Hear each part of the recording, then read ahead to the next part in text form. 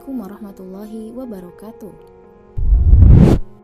Dalam menunaikan tugas kenabian, Rasulullah Muhammad SAW menghadapi banyak cobaan. Di antara para penentang dakwah Islam ialah Al-As bin Wa'il. Dia berasal dari Bani Sam. Secara geologis, Al-As masih saudara ipar Abu Jahal karena istrinya Ummu Hirmalah merupakan saudara kandung tokoh Quraisy itu. Al-As memiliki dua orang putra yang pada akhirnya memeluk Islam, Hisham dan Ammar. Hisham bin Al-As termasuk pemuda pertama yang beriman kepada Rasulullah SAW. Begitu mengetahui keislaman anaknya itu, Al-As menyiksa Hisham hampir setiap hari.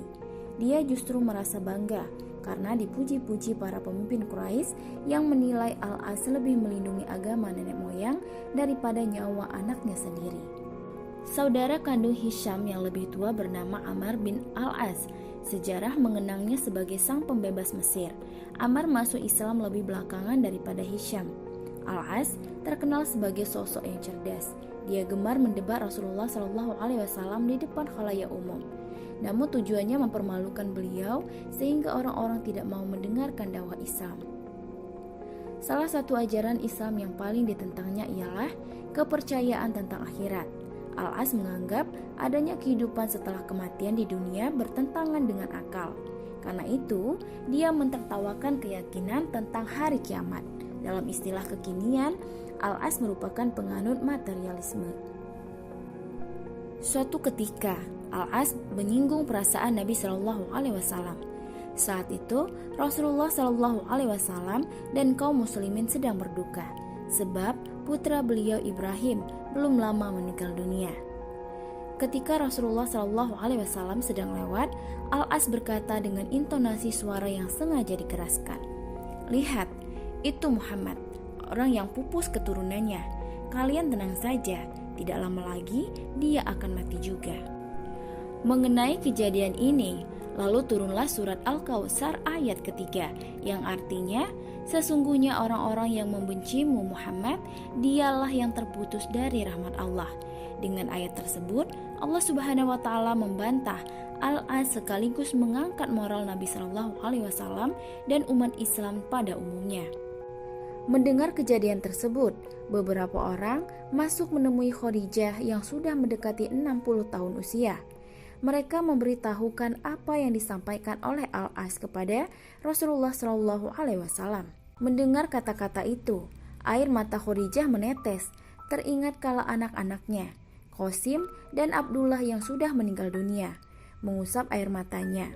Tapi Nabi SAW menyampaikan kabar gembira kepada Khadijah yang memenuhi kebahagiaan di hati. Allah telah menurunkan suatu surah kepada beliau, surah Bak Mutiara.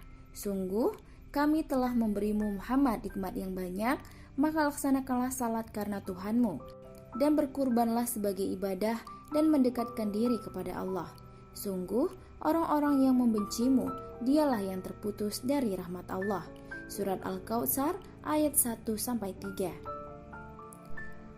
Mendengar surah tersebut, senyum Khadijah mengembang, kedua bibirnya mengucapkan hamdalah.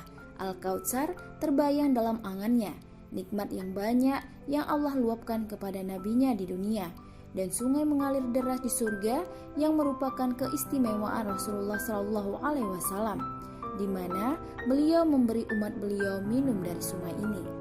Sedangkan Al-As, akhir hidup Al-As sungguh tragis. Dia mengalami kecelakaan dalam perjalanan ke Taif. Saat sedang beristirahat, kakinya tertusuk duri. Tak lama kemudian, kedua kakinya membengkak hingga sebesar leher unta. Sejak saat itu, Al-As hanya bisa tergeletak tak berdaya di atas dipan. Bahkan, tidak hanya kakinya, seluruh tubuhnya kemudian membusuk sehingga orang-orang tak sudi mendekatinya. Demikian keadaannya sebelum menghembuskan nafas terakhir. Subhanallah, semoga kita bisa memetik hikmah dari kisah ini. Wallahu a'lam bishawab. Wassalamualaikum warahmatullahi wabarakatuh.